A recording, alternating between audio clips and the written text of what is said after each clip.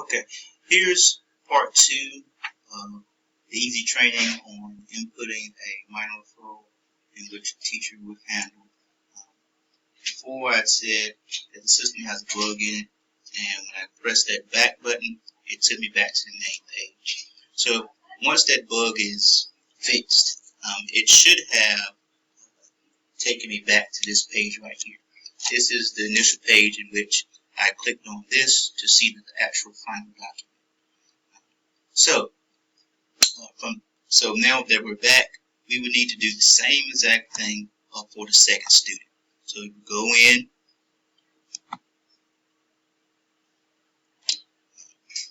click on the plus sign beside that next student, scroll down, click on add action, scroll down again, and then add the action. And we had said that we did a conference with the student. And put the times of the conference with the student.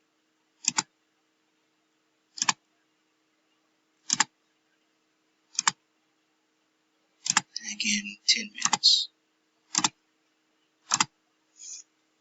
Alright. Now, you want to copy and paste the incident narrative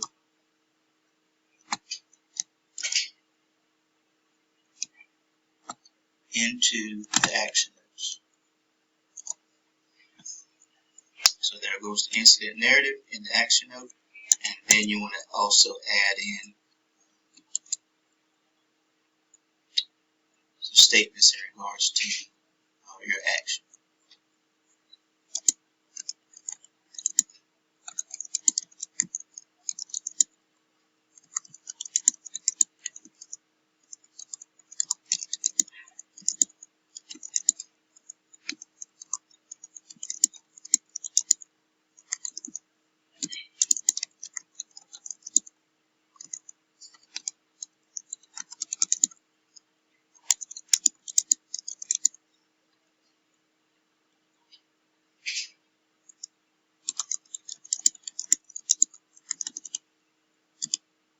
Alright, so I inputted that. You're going to go to save and return.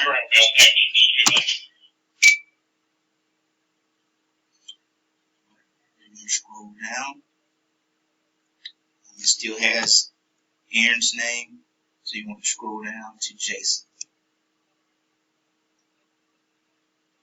Alright, so we're here for Jason.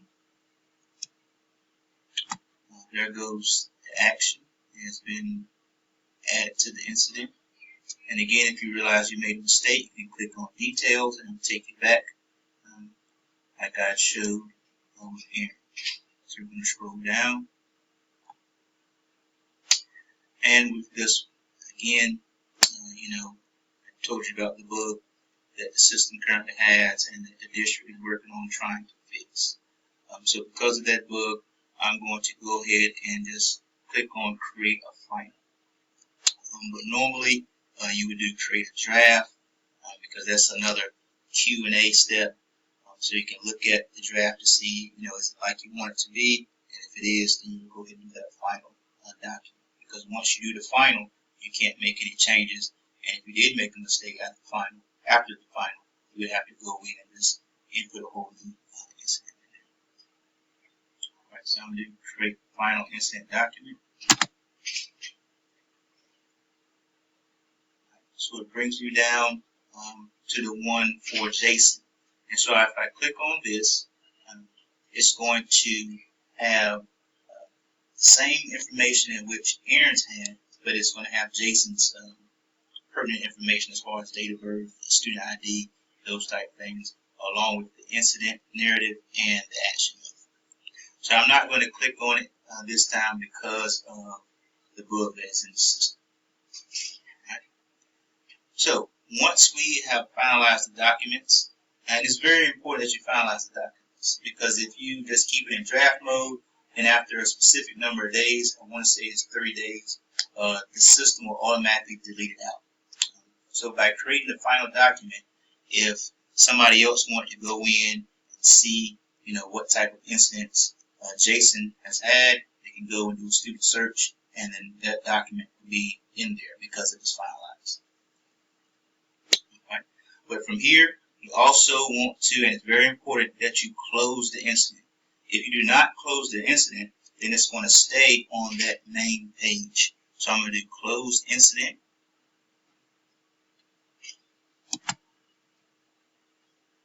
Right. So here it is.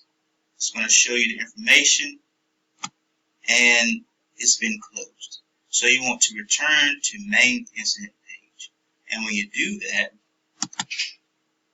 it brings you back to this main page. Now, if I did not close it, then the document will still be in here. And as you can see, like these two right here, these are ones in which I created in the training site. But as you can see, there are other documents in here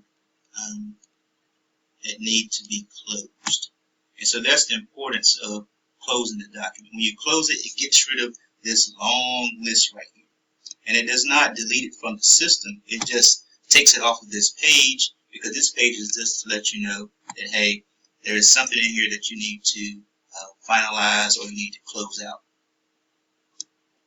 And then if you want to go back and see, well, if a student, that document, then you just do a student search, and every document under that student's name would be in there, regardless if you closed it or not. Thank you.